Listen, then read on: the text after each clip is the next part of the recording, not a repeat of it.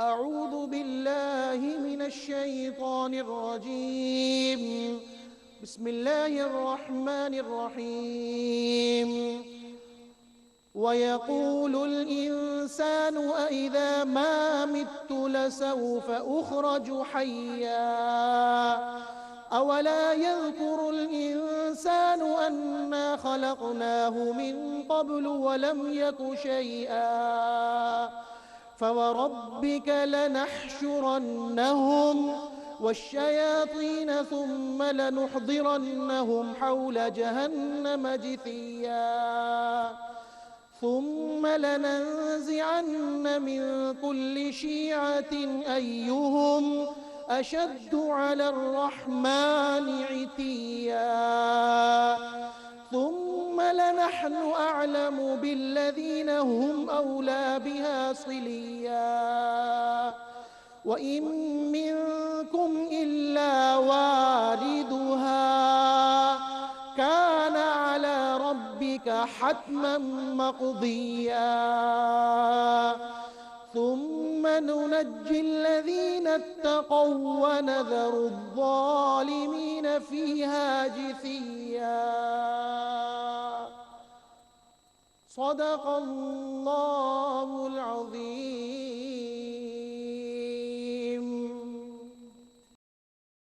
الحمد لله رب العالمين والصلاة والسلام على سيد الأنبياء والمرسلين أما بعد أعوذ بالله من الشيطان الرجيم بسم الله الرحمن الرحيم ويقول الإنسان أإذا ما مت لسوف أخرج حيا صدق الله العظيم اللهم صل على محمد وعلى آل محمد وبارك وسلم رب اشرح لي صدري ويسر لي أمري واحلل عقدة من لساني يفقهوا قولي واجعل لي وزيرا من أهلي آمين يا رب العالمین. ناظرین کرام السلام علیکم ورحمۃ اللہ وبرکاتہ. پروگرام بصیرت القرآن میں خوش آمدید. الحمدللہ آج پروگرام نمبر 530 آپ کے خدمت میں پیش کر رہے ہیں. انشاءاللہ آج مطالعہ کریں گے سورہ مریم آیات 66 تا 72 کا.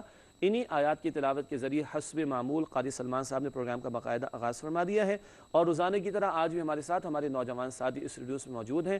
آئیے ان کو خوش آمدید کہتے ہیں. السلام علیکم ورحمۃ اللہ وبرکاتہ. وعلیکم السلام ورحمۃ اللہ وبرکاتہ. خیریت سے بیٹا آپ لوگ؟ الحمدللہ ماشاءاللہ. جی ناظرین کرام سب سے پہلے ہم سب کی ترغیب و تشویق و یاد دہانی کے لیے رسول اکرم صلی اللہ علیہ وآلہ وسلم کا ایک مبارک فرمان پیش خدمت ہے. آئیے قرآن سیکھیں. فرمان نبوی صلی اللہ علیہ وآلہ وسلم قرآن کریم میں تم سے پچھلے لوگوں کے حالات اور بعد والوں کی خبریں ہیں. جامع ترمذی کی روایت اور ایک طویل حدیث ہے فضیلت قرآن کے موضوع پر. اس کا ایک ایک جملہ روزانہ سمجھیں گے. آج کی بات کیا ہے؟ پچھلے لوگوں کے حالات بھی اور بعد والوں کی خبریں بھی. گویا آپ کا میرا ذکر بھی قرآن میں اور قیامت تک کا ذکر قرآن میں ملے گا. یہ ہے اتنا جامع کلام رب کائنات کا کہ جس کو کہتے ہیں نا سدا بہار کلام. ہر دور کے لیے اس میں رہنمائی موجود ہے. اللہ کے پیغمبر بھی بتا رہے ہیں صلی اللہ علیہ وآلہ وسلم.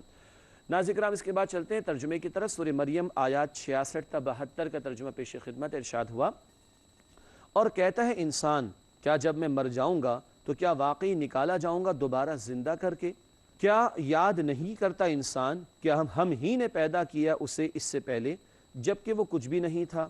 پس قسم ہے آپ کے رب کی ہم ضرور جمع کریں گے انہیں اور تمام شیطانوں کو اور ہم ضرور حاضر کریں گے انہیں جہنم کے گرد کہ وہ گھٹنوں کے بل گرے ہوں گے. پھر ہم ضرور علیحدہ نکالیں گے ہر گروہ میں سے اسے جو ان میں زیادہ سخت تھا رحمان کے خلاف سرکشی میں. پھر ہم ہی خوب جانتے ہیں انہیں جو زیادہ مستحق ہیں جہنم میں ڈالے جانے کے اور تم میں سے کوئی نہیں مگر وہ گزرنے والا ہے جہنم پر. اے مخاطب یہ بات تمہارے رب کے ذمے ہے طے شدہ. پھر ہم بچا لیں گے انہیں جو پرہیزگاری اختیار کرتے ہیں اور ہم چھوڑ دیں گے ظالموں کو اس جہنم میں کہ وہ گھٹنوں کے بل گرے ہوں گے. ناظرین کرام یہ ترجمہ سورہ مریم کی آیات 66 تا 72 کا. اس کے بعد چلتے ہیں اب ربط آیات کی طرف. گزشتہ آیات اور آج کی زیر مطالعہ آیات کا باہمی تعلق. اس حوالے سے پہلی بات اسکرین پر ملاحظہ فرمائیے گا. لکھا ہے گزشتہ آیت میں توحید اور اللہ تعالیٰ کی بندگی پر جمع رہنے کی تاکید تھی. اب کیا ہے؟ اب مشرکین مکہ کا ذکر ہے.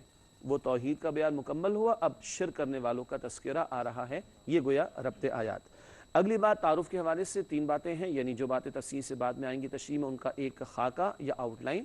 اس حوالے سے پہلی بات مجرمین کے ہر گروہ کے قائدین کو الگ کر کے جہنم میں ڈال دیا جائے گا.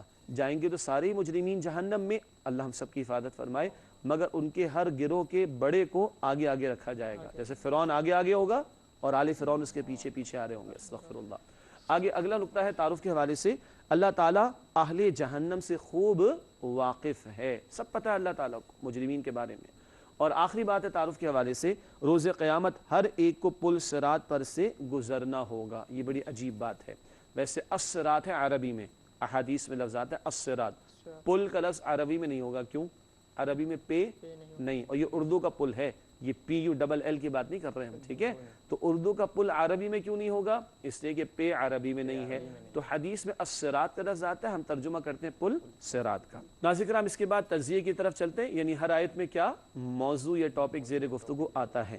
سورہ مریم آیات 66 تا 72 کا تجزیہ. سب سے پہلے سورہ مریم آیت 66 تا 67. منکرین قیامت دوبارہ زندہ کیے جانے پر تعجب کرتے ہیں، کیسے ایسا ہوگا، اس کا جواب دیا گیا. اس کے بعد اگلی آیت سورہ مریم آیت نمبر 68 روز قیامت مجرمین اور شیطان کو اکٹھا کر دیا جائے گا. یہ سبھی گندگی والے ہیں اور ساری گندگی ایک جگہ جمع کر کے جہنم میں ڈال دی جائے گی. اللہ ہم سب کی حفاظت فرمائے. اگلی آیت نمبر 69 تا 70 مجرمین کو ان کے جرم کے مطابق سزا ملے گی. اور آخر میں آیت نمبر 71 تا 72 سورہ مریم پل صراط پر سے ہر ایک کو گزرنا ہے. ویسے تو ترجمہ آئے گا ہر ایک کو جہنم پر سے گزرنا ہے، اس کی تعبیر یہ ہے، تشریح میں آگے عرض کریں گے. بڑا حساس اور خطرناک بیان ہے اس مقام پر قرآن حکیم میں. ناظرین کرام، الحمدللہ زیر مطالعہ آیات کا ترجمہ، ربط آیات، تعارف و تجزیے کا بیان مکمل ہوا. اب وقت ان آیات کی تشریح کا، آئیے مطالعہ شروع کرتے. سب سے پہلے سورہ مریم آیت نمبر 66 ارشاد ہوا وَيَقُولُ الْإِنسَانُ أَإِذَا مَا مِتُّ لَسَوْفَ أُخْرَجُ حَيًّا. ترجمہ، اور کہتا ہے انسان کیا جب میں مر جاؤں گا تو کیا واقعی نکالا جاؤں گا دوبارہ زندہ کر کے. یہ آیت نمبر 66 کا ترجمہ. تشریح کی طرف چلتے ہیں. پہلی بات، انسان سے مراد کافر اور مشرک ہیں جو اللہ کا بھی انکار کر رہے ہیں یا آخرت کا انکار کر رہے ہیں یا اللہ کے ساتھ شریک کر رہے ہیں یا رسول اکرم علیہ الصلوۃ والسلام کی رسالت کا انکار کر رہے ہیں. تو جو ایمان نہیں رکھتے ان کا یہ جملہ ہے جو آخرت کو بالکل بھلائے بیٹھے ہیں. اگلا اور آخری نقطہ اس آیت کی تشریح میں، مشرکین مکہ اعتراض کرتے تھے کہ مرنے کے بعد انسان کو دوبارہ کیسے زندہ کیا جائے گا. یہ ان کا سوال تھا، اس کا جواب اگلی آیت میں آ رہا ہے. ناظرین کرام، اگلی آیت ہے سورہ مریم کی آیت نمبر 67 ارشاد ہوا اولا یذکر الانسان انا خلقناہ من قبل ولم یک شیئا. ترجمہ، کیا یاد نہیں کرتا انسان کہ ہم ہی نے پیدا کیا اسے اس سے پہلے جبکہ وہ کچھ بھی نہیں تھا. کتنا پیارا جواب. یہ ترجمہ ہوا آیت نمبر 67 کا. تشریح کی طرف چلتے ہیں. پہلی بات، منکرین قیامت کے باطل عقیدے کی تردید فرما کر انہیں ان کی تخلیق کی طرف توجہ دلائی گئی. تم بعد والی تخلیق کے بارے میں بحث کر رہے ہو، اپنی اوقات تو دیکھو، پہلے اپنی تخلیق پہ غور تو کرو. آگے لکھا ہے انسان جو پہلے کچھ نہ تھا اسے اللہ ہی وجود میں لے کر آیا. تم نہ تھے تو اللہ نے تمہیں پیدا فرما دیا. دوبارہ مشکل ہوگا؟ کوئی مشکل نہیں ہوگا. جس نے تم نہ تھے تو پہلی مرتبہ پیدا فرما دیا، اس کے لیے دوبارہ پیدا کرنا کوئی مشکل کام ہوگا؟ بالکل نہیں. اسی لیے آگے لکھا ہے وہی اللہ جل شانہ اسے یعنی انسان کو دوبارہ زندہ کرنے پر قادر ہے. نہ تھے تو پیدا کر دیا، تو دوبارہ پیدا کرنا کیا مشکل ہوگا.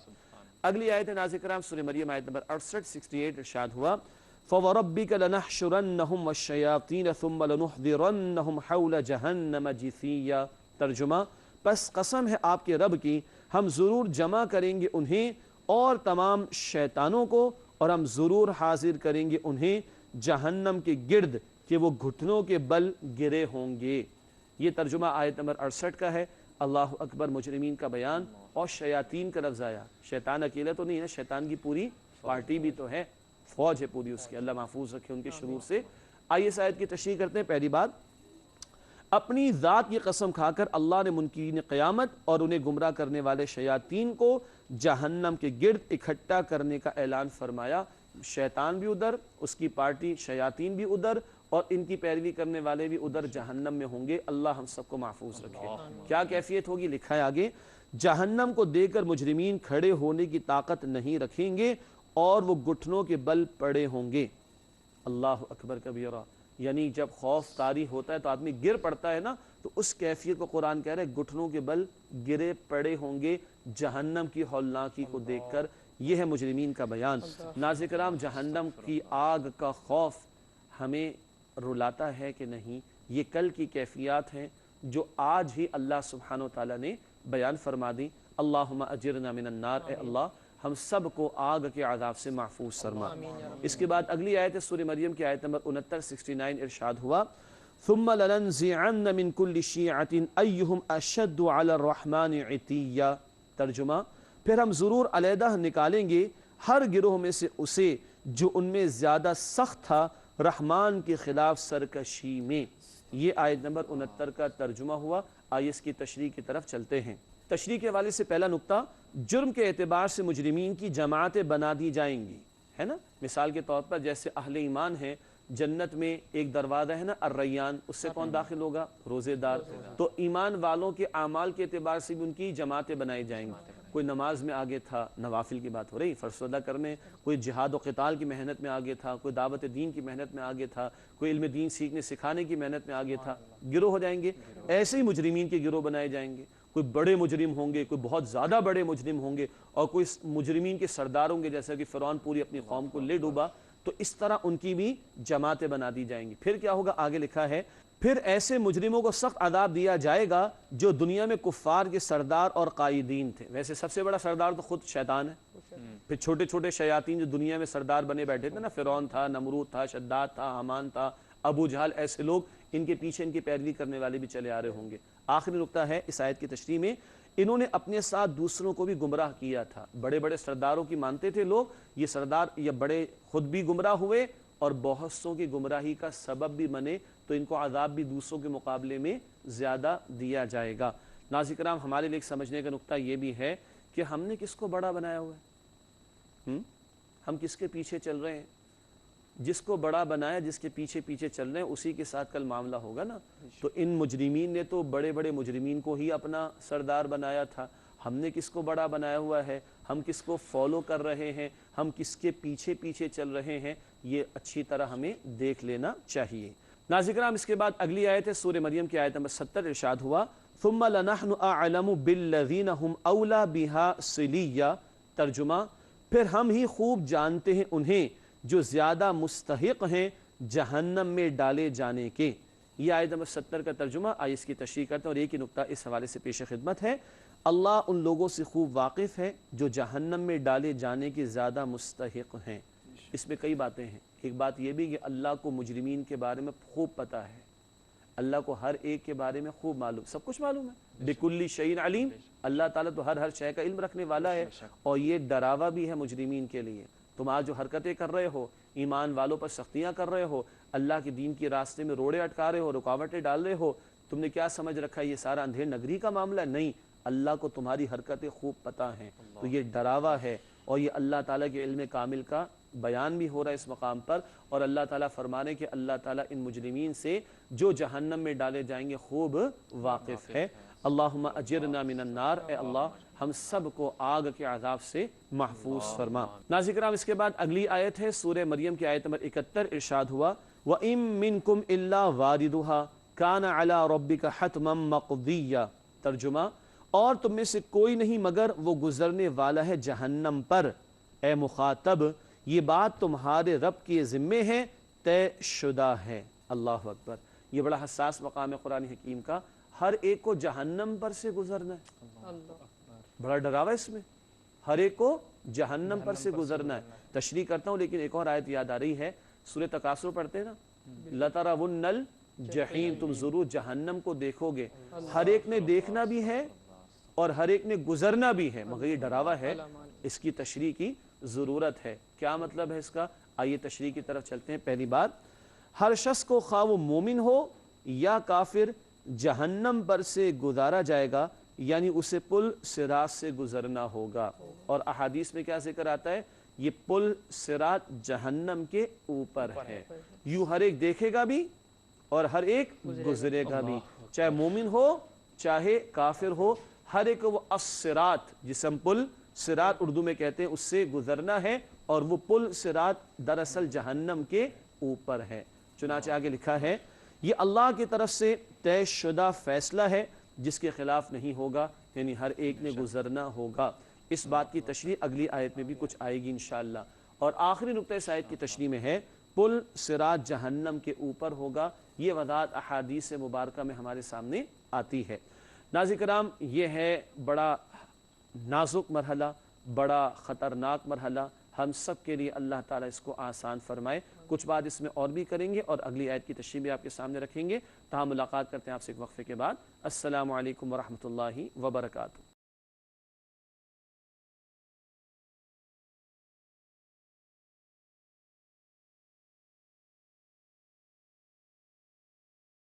السلام علیکم ورحمۃ اللہ وبرکاتہ۔ ناظرین کرام، پروگرام بصیرت القرآن میں آپ کو خوش آمدید کہتے ہیں۔ وقفے سے پہلے آیت نمبر 71 کے ذیل میں بات ہو رہی تھی، پل صراط کا ذکر آیا تھا۔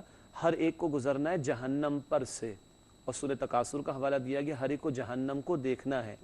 کیا اس کی کیفیت ہے؟ وہ یہ کہ الصراط یعنی پل صراط جہنم کے اوپر ہوگا، اور چاہے مومن ہو یا کافر ہو، باعمل ہو یا بے عمل ہو، ہر ایک کو اس پر سے گزرنا ہوگا۔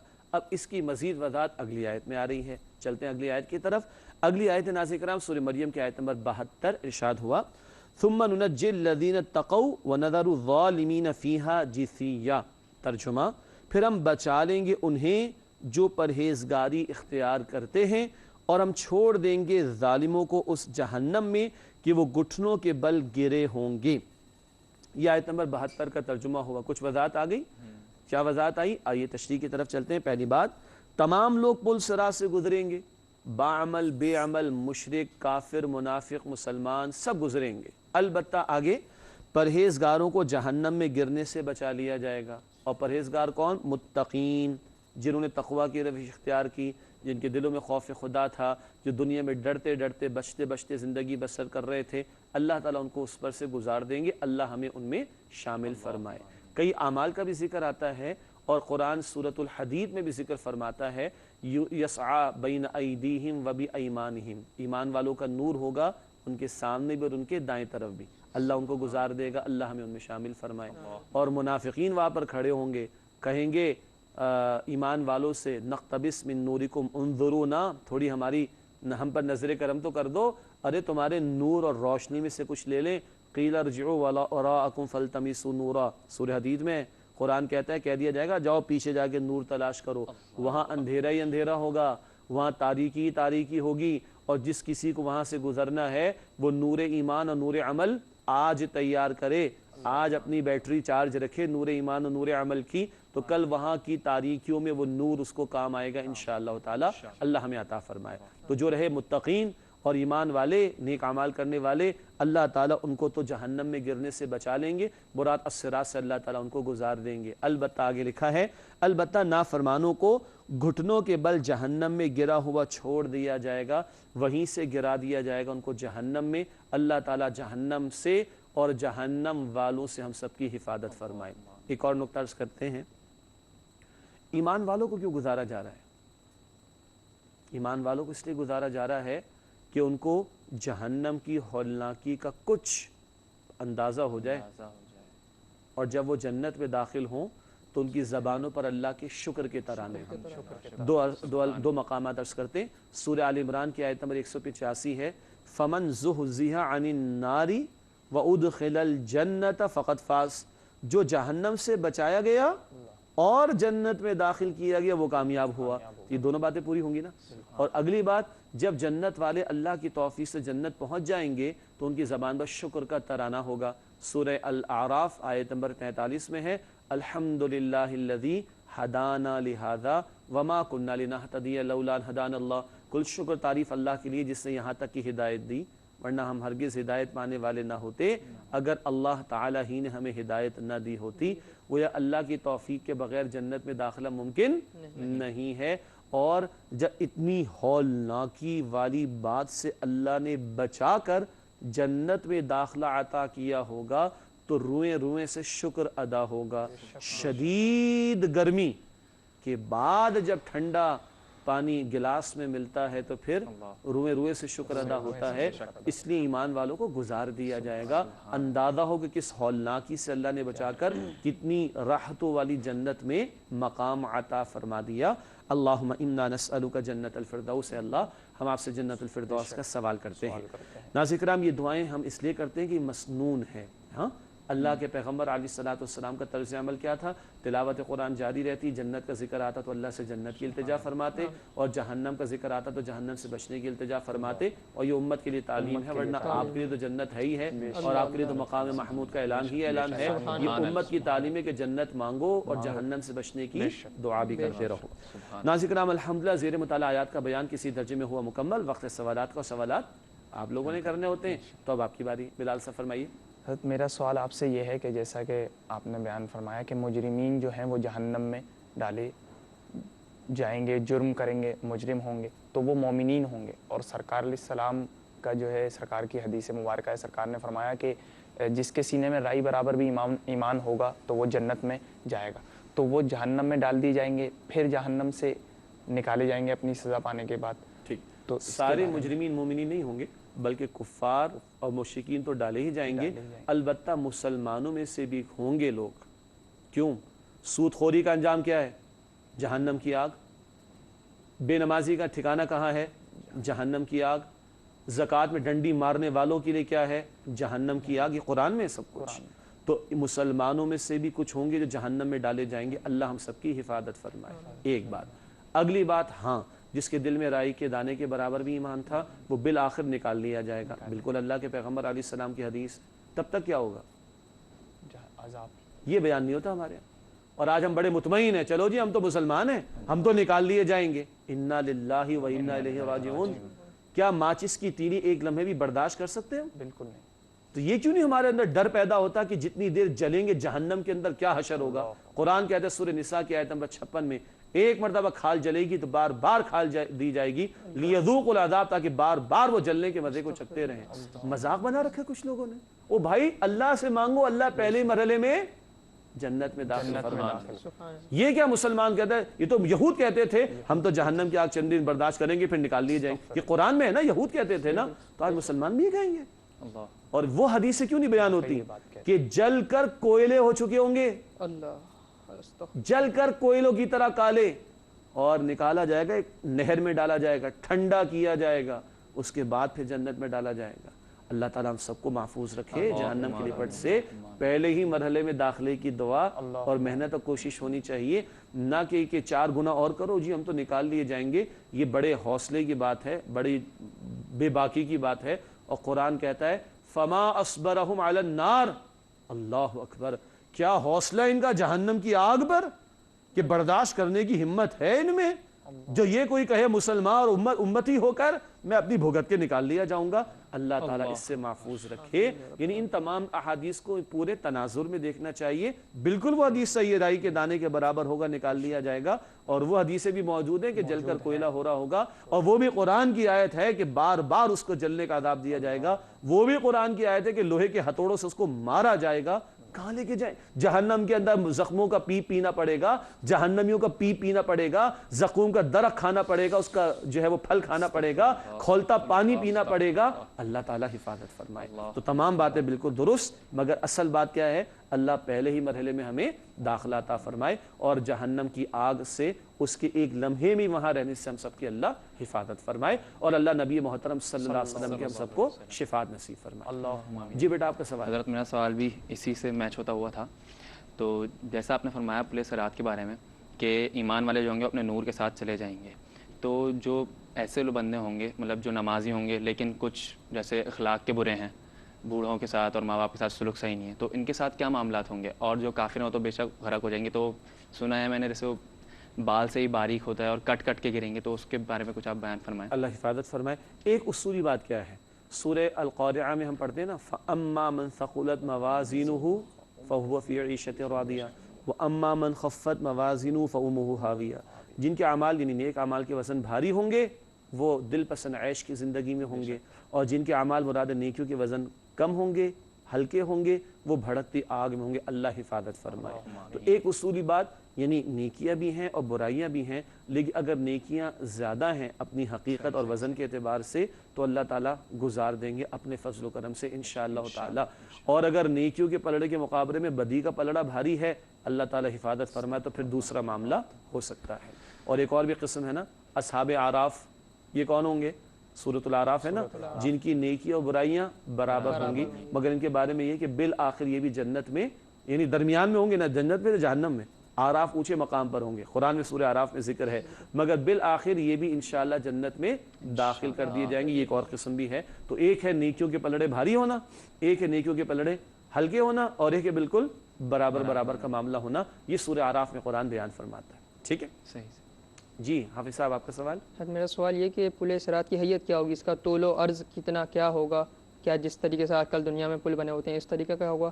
اور اس مقام پہ کیا پیارے آقا علیہ الصلوۃ والسلام بحیثیت رحمت للعالمین اپنی امت کے لیے کوئی رحمت و راحت کا معاملہ فرمائیں گے؟ اللہ کی بارگاہ میں دعا صلی اللہ علیہ وسلم۔ پہلی بات تو ہے کہ دنیا کا پل تو کوئی حقیقت نہیں رکھتا، دنیا کے پل سے ہزاروں لوگ گزر جائیں گے، لاکھوں لوگ گزر جائیں گے، اور الصراط کا معاملہ تو اربوں خربوں کا معاملہ ہوگا، ہے نا۔ جنات کے معاملات الگ ہیں، انسانوں کے معاملات الگ ہیں۔ 8 ارب انسان، 7.5 8 ارب انسان تو ابھی زمین پر ہے، کتنے جا چکے کتنے آئیں گے اللہ بہتر جانتے ہیں، اور اصلاً تو غیب کا مسئلہ ہے، اور غیب کے امور کی تفصیل اتنی پتہ ہوگی جتنی کہ ہمیں بتا دی گئی، اور اس کے بارے میں کہیں گے اصل حقیقت اللہ ہی کے علم میں ہے۔ بہت کم وضاحتیں جو اللہ کے پیغمبر علیہ السلام نے فرمائی، البتہ یہ بات کہ وہاں پہ کیا ہوگا، ایک بات جو آ رہی تھی درمیان میں، سورہ حدید کا میں نے حوالہ دیا تھا، نورہم یسعی بین ایدیہم و بایمانہم، ایمان والوں کا نور ان کے سامنے بھی ہوگا، دائیں طرف بھی۔ سامنے سے مراد دل میں نور ایمان، اور دایاں ہاتھ نیک اعمال کے استعمال کے لیے بھی، نیک اعمال کرنے کے بیان کے لیے استعمال ہوتا ہے عربی میں، تو ان کے نیک اعمال کا نور ان کے پاس ہوگا۔ حدیث شریف میں ہے کسی کی روشنی نور کی اتنی ہوگی کہ مدینہ شریف سے صنعاء تک پھیلی ہوئی ہوگی، یمن، اللہ اکبر، اور کسی کی اتنی کم ہوگی کہ بس انگوٹھے کے پاس تھوڑا سا نور ہوگا۔ اس لیے دعا کر رہے ہوں گے، سورہ تحریم میں ہے نا، ربنا اتمم لنا نورنا، اے اللہ ہمارے نور کو مکمل فرما دیجئے۔ جس کے پاس کم ہوگا مانگ رہا ہوگا۔ اور منافقین کیا کہہ رہے ہوں گے ایمان والوں سے، انظرونا، سورہ حدید میں ہے، نقتبس من نورکم، ارے تھوڑا ٹھہرو، تم تو چلے جا رہے ہو، ہم تمہارے نور میں سے کچھ لے لیں۔ کہا جائے گا جاؤ پیچھے لوٹ کر تلاش کرو، دنیا میں اس نور کو جمع کرنے کا موقع تھا، آج جمع کرنے کا موقع نہیں ہے۔ اچھا، ایک حدیث میں بڑی پریشانی ہمیں ہو جاتی ہے، اللہ کے پیغمبر علیہ السلام نے اماں عائشہ رضی اللہ تعالی عنہ سے یہ بھی فرمایا، 3 مواقع پر کوئی کسی کو نہیں پوچھے گا، جب نام اعمال دیا جائے گا، اور جب اعمال تولے جائیں گے، اور جب الصراط سے گزارا جائے گا تو کوئی کسی کو نہیں پوچھے گا۔ اما عائشہ رضی اللہ تعالی عنہا کو رسول اللہ علیہ السلام نے بات بیان فرمائی۔ ہاں، عمومی اعتبار سے جو ایمان والا ہے اور اللہ کے پیغمبر علیہ السلام کی اتباع کر رہا ہے تو خود اتباع رسول اتنا بڑا سہارا ہے اس کے لیے کہ وہ الصراط سے اس کے لیے گزرنے کا ذریعہ بن جائے گا۔ لیکن یہ کیفیت اللہ کے پیغمبر علیہ السلام نے امتیوں کو سمجھائی ہے کہ ذرا خیال کرنا، کوئی کسی کو نہیں پوچھے گا۔ جیسے قرآن میں ہے نا، وَكُلُّهُمْ آتِهِ يَوْمَ الْقِيَامَةِ فَرْدًا، ہر ایک اکیلے اللہ سبحانہ وتعالیٰ کے سامنے پیش ہوگا۔ اور ایک امتی کے لیے سب سے بڑا توشہ کیا ہے؟ اللہ کے پیغمبر علیہ السلام کی محبت اور اللہ کے پیغمبر علیہ السلام کی اتباع۔ تو اللہ کے پیغمبر نے کیا فرمایا؟ ایک اور بشارت ہے، جو بھی ہو جہاں بھی ہو، جو میری اتباع کر رہا ہے وہ میرے قریب ہے اور میں اس کے قریب ہوں۔ تو اللہ حب رسول علیہ السلام کا توشہ اور اتباع رسول صلی اللہ علیہ وسلم کا توشہ سامان کے معنی میں ہم سب کو عطا فرمائے، تاکہ اس کے نتیجے میں اور نور ایمان اور نور عمل کے ساتھ ہم اللہ کی توفیق سے الصراط سے گزر جائیں۔ ناظرین کرام، الحمدللہ آج کی زیر مطالعہ آیات کا بیان اور اس کے بعد سوال و جواب کا سلسلہ ہوا مکمل۔ پروگرام کے آخری لمحات میں آخری مختصر سیگمنٹس کو شامل کرتے اس ضمن میں سب سے پہلے قرآنی معلومات کا نقطہ پیش خدمت ہے اور گھریلو زندگی کے تعلق سے نکات اور نکات بیان ہو رہے ہیں۔ آج کا نقطہ نوٹ کیجئے گا، لکھا ہے، تمہارے لیے جائز نہیں کہ زبردستی عورتوں کے وارث بن جاؤ، سورۃ النساء آیت نمبر 19۔ زمانے جاہلیت میں بھی ہوتا تھا، عورتوں کو وراثت میں سے حصہ نہیں دیتے تھے۔ اگر سوتیلا بیٹا ہوتا معاذ اللہ تو وہ اپنی سوتیلی ماں سے نکاح کر لیتا تھا باپ کے انتقال کے بعد، معاذ اللہ، اور رشتہ دار اس عورت کو میراث سمجھ کر استعمال کرتے تھے معاذ اللہ. عورتوں کو وراثت سے محروم کرنا یہ آج ہمارے بھی ہو رہا ہے, یہ حرام ہے. تو قرآن کہتا ہے کہ تمہارے لیے جائز نہیں کہ زبردستی عورتوں کے وارث بن جاؤ. سورۃ النساء آیت نمبر 19 میں یہ تذکرہ آیا ہے. ناظرین کرام, اس کے بعد حاصل مطالعہ پیش خدمت ہے, یعنی جو باتیں تفصیل سے تشریح میں آ چکی ان کا آخر میں ایک ریکیپ یا خلاصہ. اس حوالے سے پہلی بات, خود گمراہ ہو کر دوسروں کو گمراہ کرنے والوں کو روز قیامت سخت عذاب میں مبتلا کیا جائے گا. وہی سرداروں کا ذکر, خود بھی گمراہ ہوئے, دوسروں کی گمراہی کا بھی ذریعہ بنے تو عذاب بھی زیادہ اور بڑا دیا جائے گا. اگلا نقطہ حاصل مطالعہ میں, اللہ ان لوگوں سے باخبر ہے جو جہنم میں جانے کے زیادہ مستحق ہیں. اللہ خوب واقف ہے, اللہ ہم سب کی جہنم سے حفاظت فرمائے. آخری نقطہ حاصل مطالعہ کے طور پر, پرہیزگاروں کو جہنم میں گرنے سے بچا لیا جائے گا جبکہ نافرمانوں کو جہنم میں گھٹنوں کے بل گرا ہوا چھوڑ دیا جائے گا. اللہ الصراط کا مرحلہ ہم سب کے لیے آسان فرمائے. ناظرین کرام, اس کے بعد جائزہ, یعنی 30 سوالات جائزے کے طور پر. پہلا سوال, کیا ہم اپنے وجود اور اس کی تخلیق پر غور و فکر کرتے ہیں؟ جس رب نے پہلی مرتبہ پیدا فرمایا وہ دوبارہ بھی پیدا فرمانے پر قادر ہے. اس کائنات پہ تو اللہ کی عظمتوں کی نشانیاں بکھری ہوئی ہیں, خود حضرت انسان میں اللہ کی معرفت کی بہت ساری نشانیاں پوشیدہ ہیں. اگلا سوال ہے جائزے کے طور پر, کیا ہم روز قیامت کی رسوائی سے بچنے کا اہتمام کرتے ہیں؟ آج تو کیمرہ دیکھے نا, کچھ غلط کام کرتے ہوئے تو منہ چھپاتے ہیں, کیمرے کے سامنے سے بچنے کی کوشش کرتے ہیں, کیمرے کے اوپر کپڑا ڈال دیتے ہیں, ایسے ہی ہوتا ہے نا. لیکن اللہ سے تو نہیں بچ سکتے. اللہ ہم سب کے معاملات کو آسان فرمائے. اللہم آمین. آخری سوال ہے جائزے کے طور پر, کیا ہم جنت میں داخلے اور جہنم سے بچاؤ کی دعا کرتے ہیں؟ فوراً جواب آئے گا ہاں کرتے ہیں. کب کرتے ہیں؟ سال میں 1 مرتبہ, 2 مرتبہ, ہاں ختم قرآن کے موقع پر, حج کے موقع پر, یا روزانہ؟ اور اللہ کے پیغمبر علیہ السلام تو بخشے بخشائے ہیں, اور فجر کے بعد کیا دعا فرماتے ہیں؟ اللہم اجرنی من النار. کیا ترجمہ ہے؟ اے اللہ مجھے آگ سے بچا لیجئے. حالانکہ وہ تو بخشے بخشائے ہیں. اور صبح 7 مرتبہ دعا, اور شام میں 7 مرتبہ دعا, مغرب کے بعد کے اذکار میں, راتوں میں اٹھ کر دعا. ہاں, ہم کیا سیریس ہیں کہ جنت میں داخل ہونا ہے اور جہنم سے بچنا ہے؟ محنت تو کرنی ہے, پہلے تو یہ چیک کر لیں کہ ہم دعا کتنی کرتے ہیں, تو پتہ چلے گا ہم کتنے سیریس ہیں اور کتنے نہیں ہیں. آخری 2 باتیں. گزشتہ سوال کا جواب, کس صورت میں ذکر ہے کہ روز قیامت مجرم چاہے گا کہ کاش وہ مٹی ہوتا؟ 3 آپشنز دیے گئے تھے, سورۃ الفجر یا سورۃ الطارق یا سورۃ النبا. درست جواب نوٹ کیجئے گا, سورۃ النبا آیت نمبر 40, وَيَقُولُ الْكَافِرُ يَا لَيْتَنِي كُنْتُ تُرَابًا. کافر چاہے گا کہ کاش میں مٹی ہوتا, مجھے دوبارہ نکال کر کھڑا نہ کیا جاتا. ناظرین کرام, آج کا سوال نوٹ کیجئے گا. آج کا سوال, کس صورت میں قبروں کے کھول دیے جانے کا ذکر ہے؟ کس صورت میں قبروں کے کھول دیے جانے کا ذکر ہے؟ سورۃ النازعات یا سورۃ الانفطار یا سورۃ الشمس. 3 آپشنز ہیں, سورۃ النازعات یا سورۃ الانفطار یا سورۃ الشمس. درست جواب اگلے پروگرام میں آپ سے شیئر کریں گے, اور اسی کے ساتھ حسب معمول اجازت چاہیں گے کیونکہ پروگرام کا وقت بھی ہو گیا مکمل. آپ تمام ساتھیوں کا بہت شکریہ. اللہ آپ کے اخلاص میں, علم عمل میں ترقی عطا فرمائے. ناظرین کرام, ہم سب کو, ہمارے قاری صاحب کو, ہماری پوری ٹیم کو, تمام تعاون کرنے والوں کو اور تمام مسلمانوں کو اپنی دعا میں یاد رکھیے کہ اللہ ہم سب کے لیے الصراط کا مرحلہ آسان فرما. اللہ ہم سب کو جہنم کی آگ سے محفوظ فرما. اللہ ہم سب کو جنت الفردوس میں جگہ عطا فرما. آمین یا رب العالمین. وآخر دعوانا ان الحمد للہ رب العالمین. السلام علیکم ورحمۃ اللہ وبرکاتہ.